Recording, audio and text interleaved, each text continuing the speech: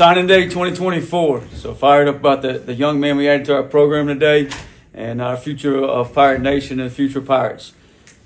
You know, signing days obviously changed over the years. This year got moved up to the first Wednesday in December, which is kind of unusual. It'd been like the third week of December, so you'd had a little bit more time to prepare for this, and guys had a little bit more time maybe to flip their commitments or finish their season. We got some young men that still playing this weekend in state championship and playing in playoffs, things like that.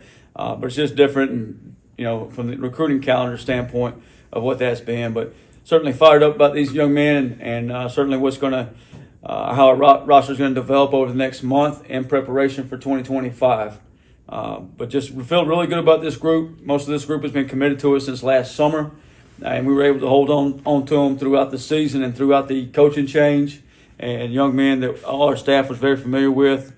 Got to know very well, had relationships with, and we knew all along, you know, when we're going through the process here with the coaching change that these guys, if we had a chance to stay here and stay as Pirates and stay in Greenville, that these young men would stay here as Pirates too. So it was some uneasy time for them, but you know, for the most part, once everything got announced last week, they were all in and excited to be here and definitely fired up to have them. So I'll just start with the offensive side of the ball and kind of go through each young man, just kind of give you a little background on them. The first one is Chaston from Lake Travis High School.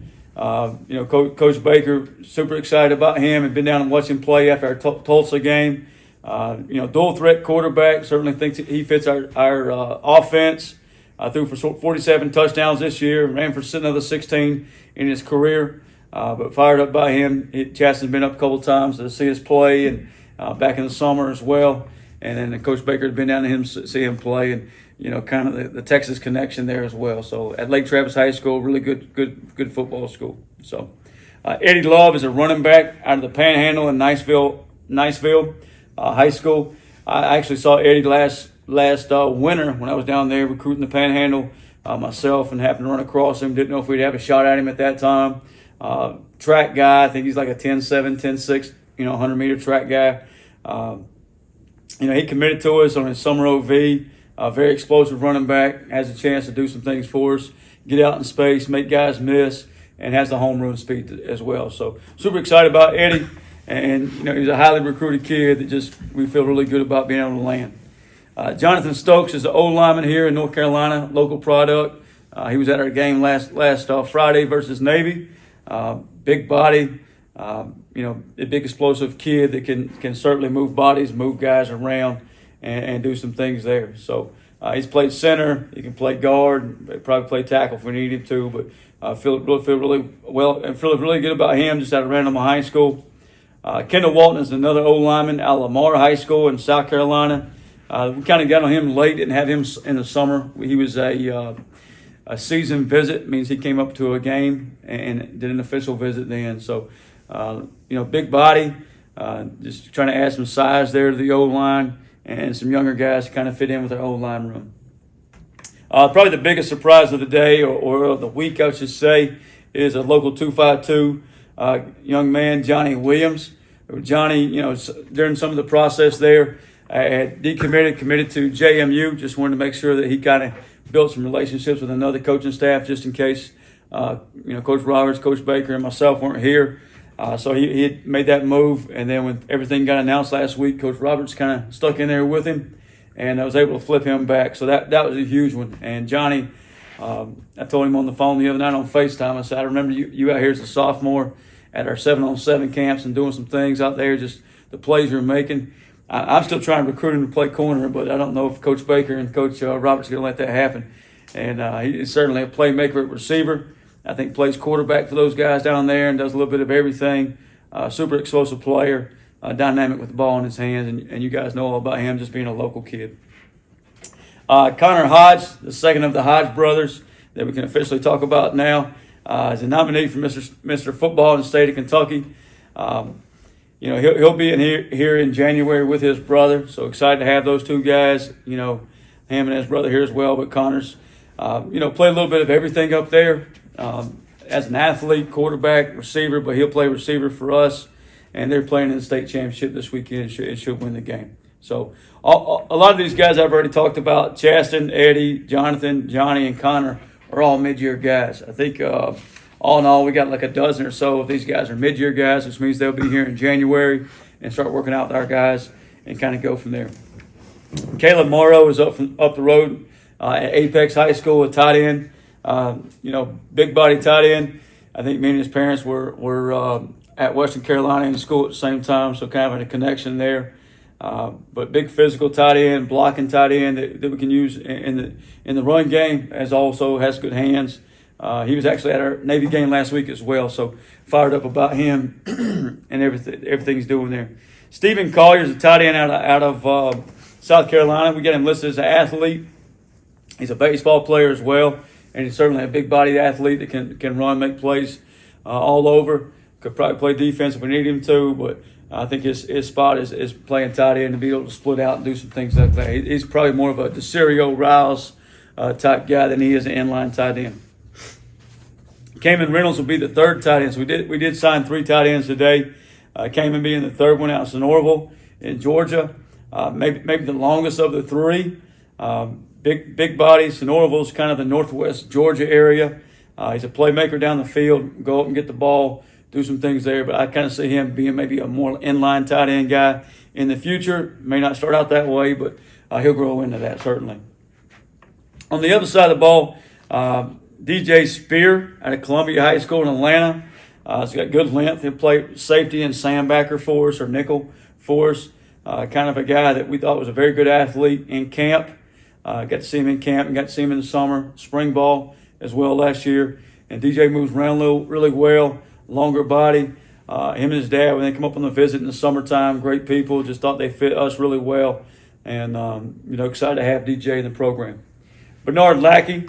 Bernard's stepdad played here, was a Pirate, and so just to have Bernard in our program and have that Pirate connection was pretty special. He's a DB safety from Newton High School, just outside of Atlanta. Fired up about him. Feel like he can come down and play in the box, play in space. I would compare him to more of a Jamarly Riddle body size, body type kid. Angelo Ross is a corner out of Mount St. Joseph in Maryland, kind of just above the Baltimore area there. Good length. I think he leads the school, maybe broke the school record for the most picks in school history. Just does a really good job of tracking the ball, playing the ball in the air, and got some length and speed. Saw him this past summer at the 7-on-7 camp up at Maryland. Me and Coach Mott and I were up there and watching him move around and play the game and do some things in camp. So I think that's the key thing about evaluations, and seeing these guys live. And we watched every one of these young men play live this fall, but we also saw them last spring in spring ball, and then we tried to see them in camp in the summer, whether it's at one of our camps or a camp we travel to. Just make sure they fit what we're looking for, fit our needs athletically, and just make sure they're going to be good for our locker room. Another corner is Tavius Horn. He's from down in the South Florida area, Atlantic High School. Returner as well. He plays on all the special teams, really aggressive at corner and doing some things there, kind of running around, making plays. So very excited about Tavius. Darion Horsley is kind of the one kid we didn't know about was going to sign today.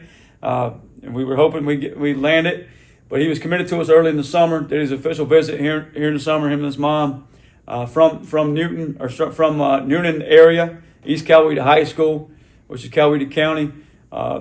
Darian and his family, awesome people.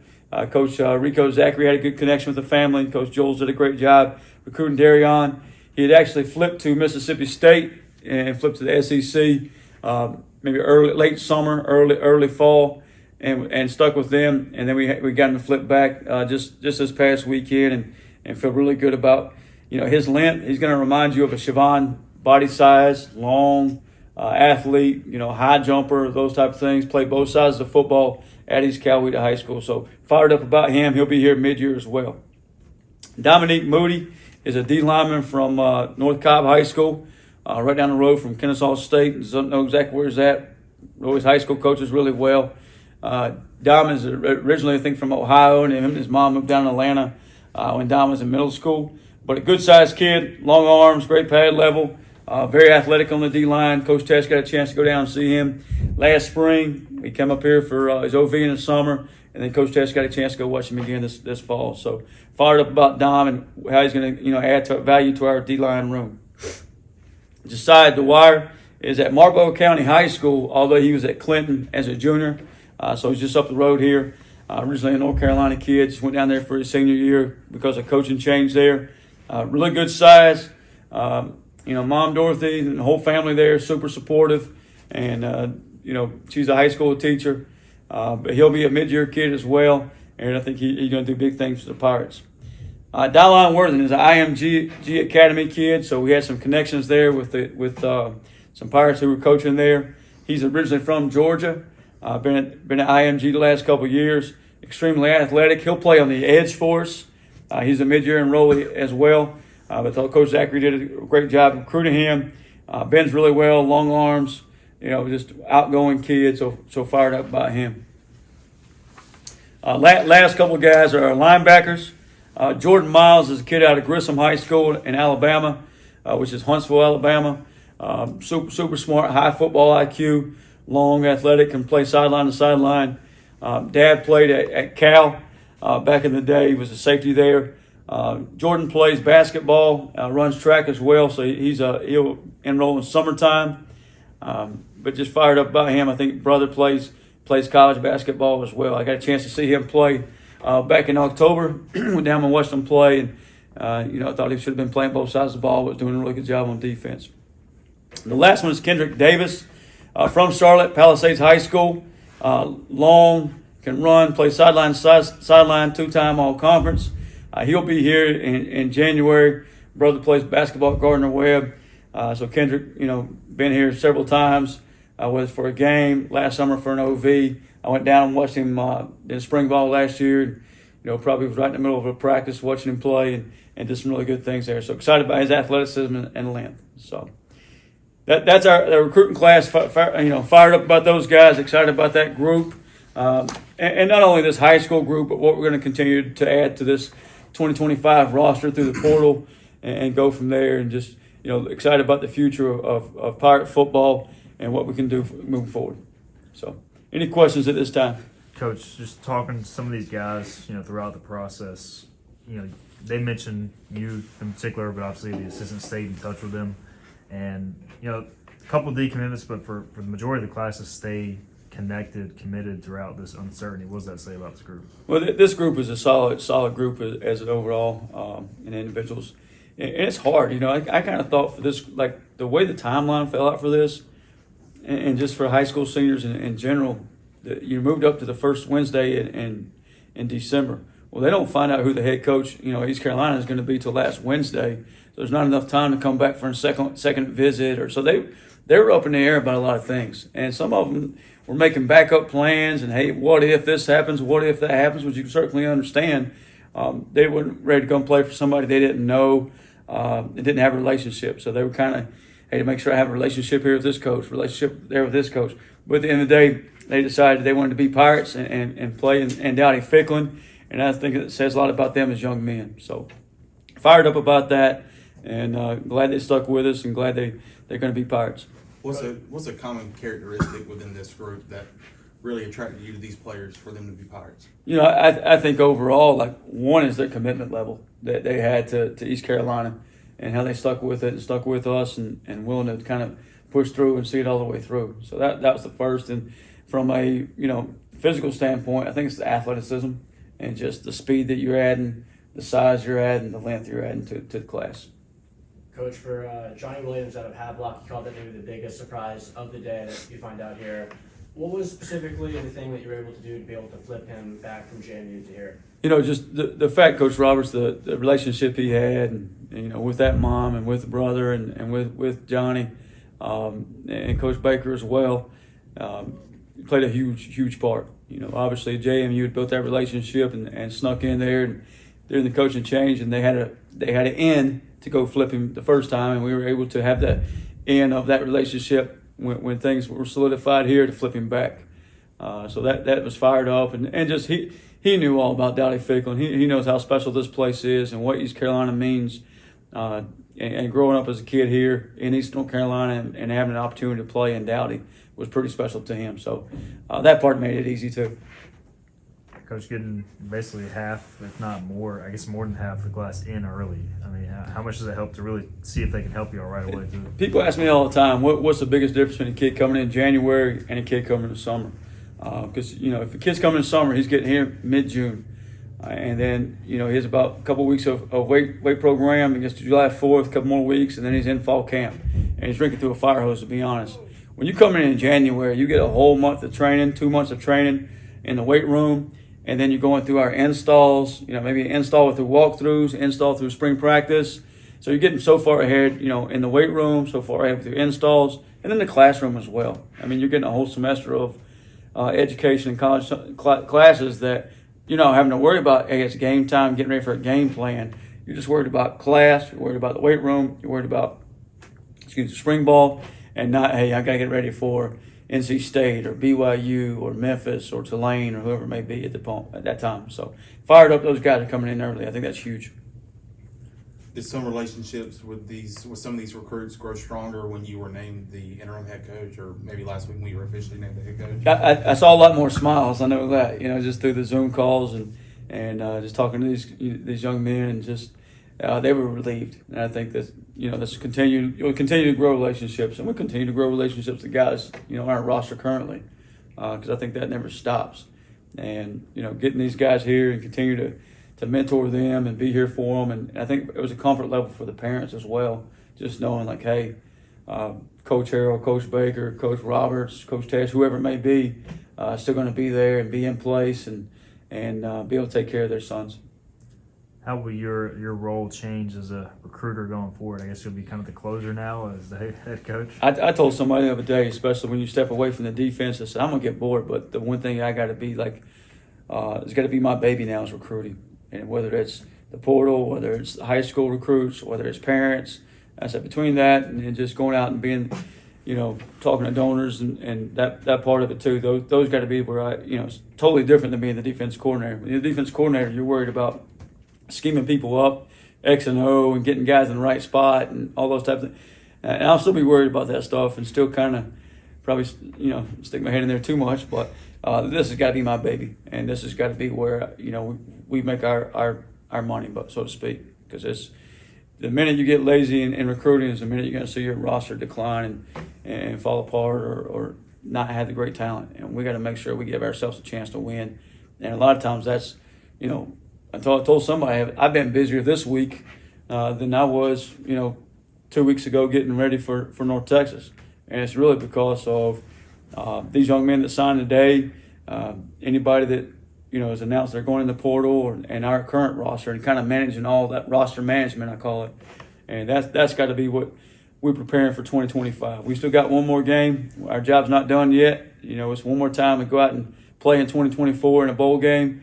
But this week's kind of been nice just to focus on 2025 roster and all that. And I told our seniors, like, hey, understand, we'll shift some thoughts here to 2025 in our roster and recruiting and those type of things, but don't think we're not concerned about you guys and going to finish this thing off the right way.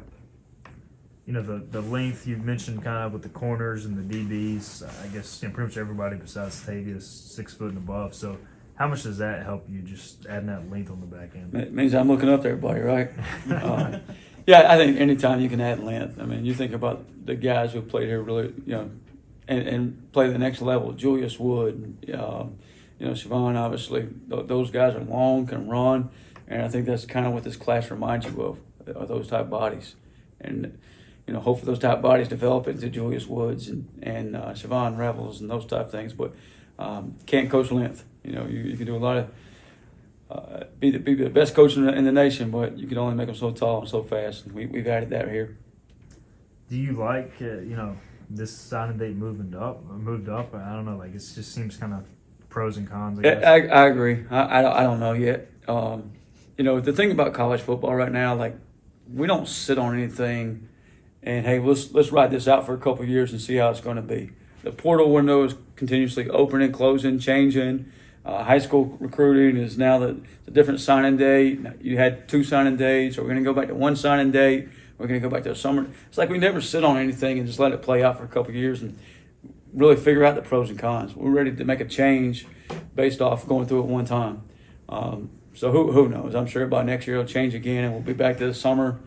We'll go to a summer signing day, and I don't know if that's good or not. So, I think somebody said it a couple of years ago. Let's let it play out for a couple of years, and only like make changes every 4 years, 3 years, 5 years. Something have a set. So.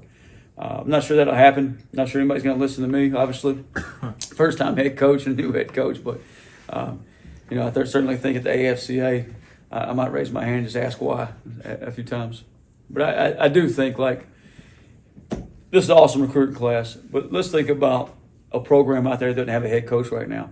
Who are those guys signing to today? Obviously, they want to sign a scholarship, but are they signing to a coach they don't even know, or FAU, they're signing to a coach that just got there that they have never met.